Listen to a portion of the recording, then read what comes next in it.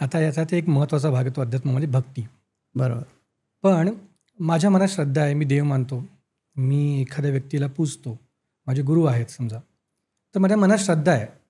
पण मग अशावेळी त्यांची त्यांची किंवा देवाची भक्ती करणं गरजेचं आहे का, की फक्त श्रद्धा असणं भरपूर आहे? हे तुम्ही भक्ती कशाला म्हणता? माळ मोजणं, पोथी वाचणं किंवा ध्यान करणं याला भक्ती म्हणता का?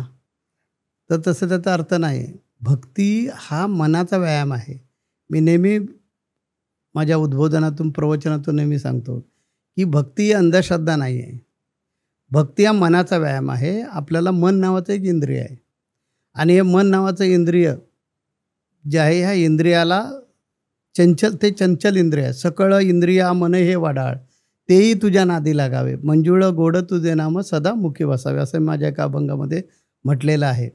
बहिणाबाई चौधरींनी पण सांगितलं, मन वडाळ वडाळ उभ्या पिकातलं ढोरं. तर हे असं प्रकाश वेगानं पळणारं चंचल मन जे आहे, कारण जगामध्ये सगळ्यात वेगवान वस्तू कोणती, तर प्रकाश लहरी. तर या प्रकाश लहरींपेक्षाही वेगवान पळणारं कोण असेल इंद्रिय, तर ते मन आहे. मग ह्या मनाला स्थिर करणं हे अत्यंत आवश्यक असतं, कारण जीवनामध्ये तुम्हाला निर्णय घ्यायचे असतात. जन्माच्या स्टेशनवरून तुम्ही प्रवास करत असताना मृत्यूच्या स्टेशनपर्यंत तो प्रवास चालू असतो. या मधल्या प्रवासाचं नाव आहे जीवन. त्या जीवनामध्ये आपल्याला योग्य प्रकारे बिनचूक निर्णय घेण्यासाठी आपल्यामध्ये संयम आवश्यक असतो.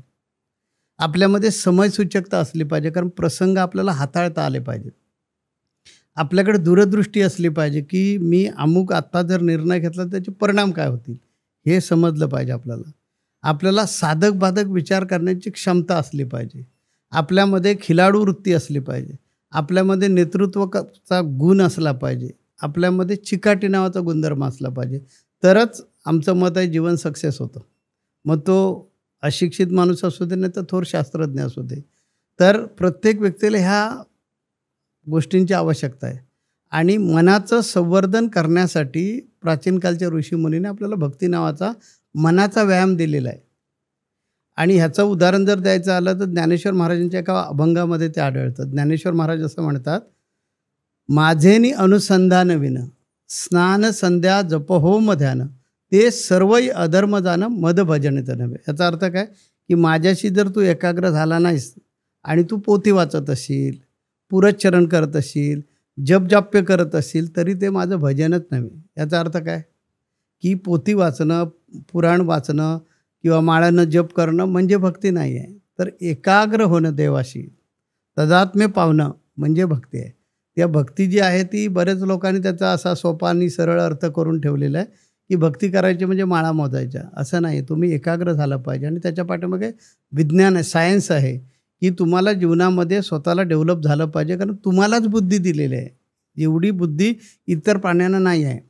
म्हणून ज्ञानेश्वर महाराजांचा एक अभंग, आहार, निद्रा, भय, विषय सुख ही सर्व प्राण्यांना समानच लागतात.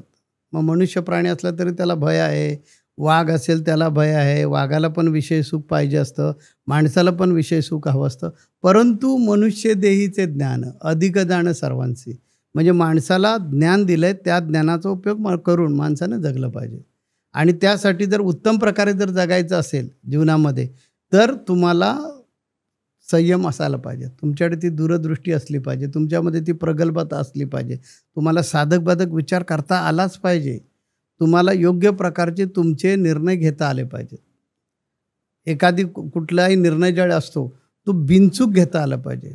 बरोबर आणि चूक एवढंच आपण समजत असतो जीवनामध्ये, पण त्याच्या पलीकडे एक आहे बिनचूक.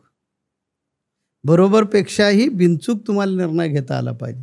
तो जर निर्णय तुम्ही घेतला तर जीवनामध्ये सक्सेस होता, यशस्वी होता. आणि जेवढे आज जीवनामध्ये यशस्वी झालेले लोक आहेत त्यांच्यामध्ये संयम असतो, त्यांना प्रसंग हाताळता येतो. जीवनामध्ये जे प्रसंग आहेत ते फक्त 3च प्रकार येतात. 3च प्रकारचे प्रसंग आहेत. त्यातला पहिला प्रसंग आनंद, दुसरा प्रसंग आहे दुःख जीवनामध्ये येत असताना, तिसरा प्रसंग आहे की आनंद पण आणि दुःख पण. असे 3 प्रसंग आहेत. आणि तिन्ही प्रसंग हाताळण्याची पद्धत वेगळी आहे, ती भक्ती शिकवते. म्हणून भक्ती करणं गरजेचं आहे. आनंद तुम्हाला पचवता आला पाहिजे. ज्यावेळी आपल्याला आनंद मिळतो, म्हणजे व्यावहारिक भाषेत बोलायचं तर सुख मिळतं, समाधान मिळतं, काहीतरी आपल्याला प्राप्त होतं, त्या बऱ्याच लोकांना अहंकार येतो. म्हणून तर नामदेव महाराजांनी एका अभंगामध्ये सांगितलं आहे, अकल्प आयुष्य हवे तया कुळा, माझी या सकळा हरीची आदासा. त्याच्यामध्ये त्यांनी काय मागितलं विठ्ठलाकडे माहिती आहे का? दुसरं काहीच नाही मागितलं. ते काय म्हणाले, अहंकाराचा वारा न लागो राजसा, माझी या विष्णुदासा भाविकांची. की अहंकाराचा वारा कुणाच्या थारामोऱ्याला पण नको, नाही तर तो वाया जाणार आहे. कारण आपल्याला ज्यावेळी जीवनामध्ये एखाद्या उच्च शिखरावर आपण चढत असतो त्या आपण इगोस्टिक होतो, अहंकारी होतो.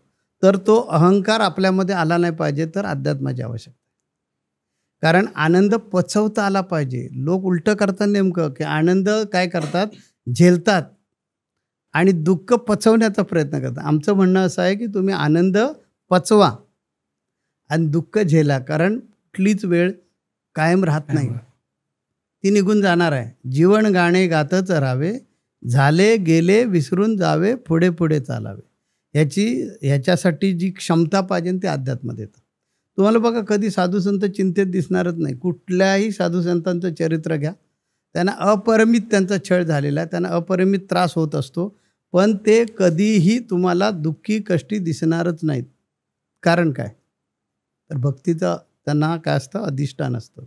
त्या भक्ती जी आहे, लोकांनी हे डोक्यातून काढून टाकलं पाहिजे की भक्ती करायची म्हणजे काहीतरी अंधश्रद्धाळू बनायचं. बिलकुल नाही. भक्ती करणं म्हणजेच आपल्या मनाचं संवर्धन करणं. मी नेहमी सांगत असतो की भक्ती हा मनाचा व्यायाम, तो करा प्रत्येकानं. तो केला तर तुम्ही जीवनामध्ये सक्सेस होऊ शकता. हे मी कृतीतून प्रूव्ह केलं आणि कोट्यावधी लोकांवर प्रयोग करून सिद्ध केलेलं आहे की भक्ती केल्यामुळे आपले जे जीवन आहे ते आपल्याला सक्षमपणे हाताळता येतं.